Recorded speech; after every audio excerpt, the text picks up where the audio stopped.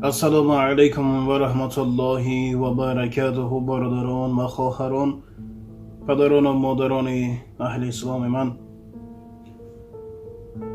به بسیار اون مراجعت های ما نظر نکرده، حتی امروز از جمهوری ازبکستان، از جمهوری قزاقستان، یک چند دیگر شهرهای دولت های همسایه یک چند برادران مراجعت کردند که خواهر اونها را شوهرهاشون دوست می‌دارند، نه که خسر اونها دوست می‌دارند، لیکن مادرهاشون و برادر اون شوهر خواهرشان اونها را به هر خیل سخنهای پلید میزند، فقط به خاطر اون است که امروز کمی بیمار شده است.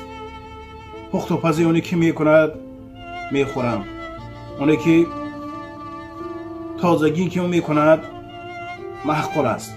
فقط امروز پس از 3 سال زندگی اونها، امروز که کمی بیمار شد، با فضل کرمی الله سبحانه و تعالی اینا گرفتن، میگن زنت طلاق شبته، زنت این کن یا که آن کن. برادرایی که صاحبی زن هستین و به گپی دوستان خود، نزدیکان خود گوش کرده، برای اونی که کمتر یک بیماری زن اون طلاق شمیتین، یکی جاب شمیتین، در خاطر دارین که طلاق، باز تکرار میکنیم که پیامبر خدا صلی الله علیه و سلم میفرماید ابغض الحلال الی الله الطلاق.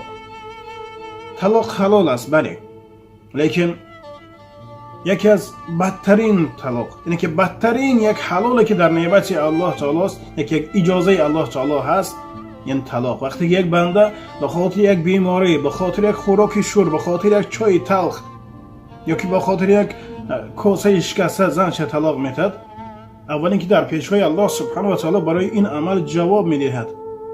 چون که نکاح، باز میگویم که نیست که امروز یک لباس خری و پگاه وقتی که فرسوده شد از پای دیگرش شوی. برای همین برادرای خوب، دوستان من، باید مسئله طلاق اونقدر سراسیمگی نکنیم.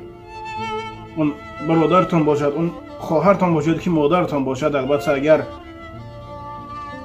طلبی طلاق کنن فهمانیم، بگیم مادر یکی برادر، شریعت این است، زندگی چنین است.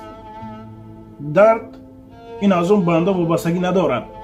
درد این یک نعمت الله، درد این یک سنجش الله تعالی که همین بنده من کو چیکار میکند، رای حلال میقپد، یک مسجد میبرد، شفا میکند، بلنیسه باشد، یک جای دیگر باشد، لیکن به خاطر یک سنجش الله تعالی، یک امانت الله تعالی را مسجد ناامید کردن، روزی به سر شما برمیگردد.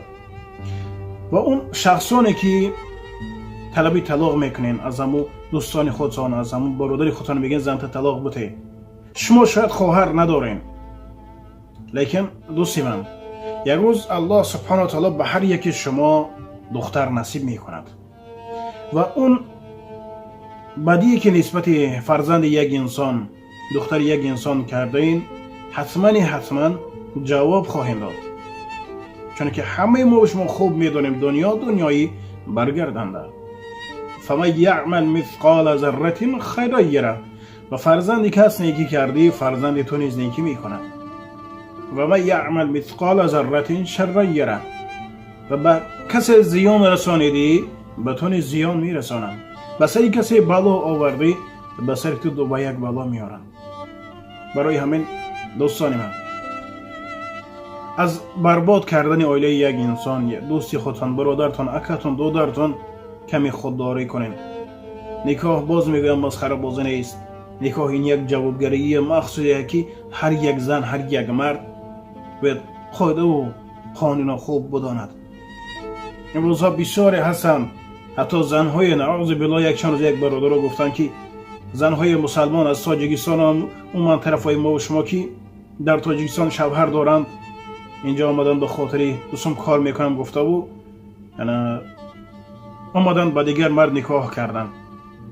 وای بر حال هر یکی اون زنهایی که با این خیلی عملی پلید دست زدن. و البته هستن باز مردهایی که چخری در موضوعی پیشتر هم گفتیم دخترها را فریب میکنند و خواهرای هموطنی ما و شما رو فریب میکنند و سخنهای او شیرینی خانه شیر میدان غریب چخلی که میگن وعده های شیرین و شکر میتونه بعد اونی که نفس آرام شد از پی باز یک فسادکاری خود میشن.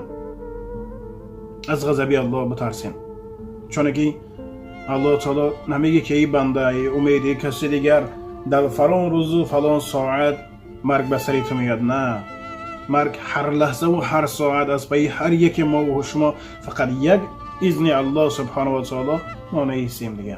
میگن فلان انسان رفت.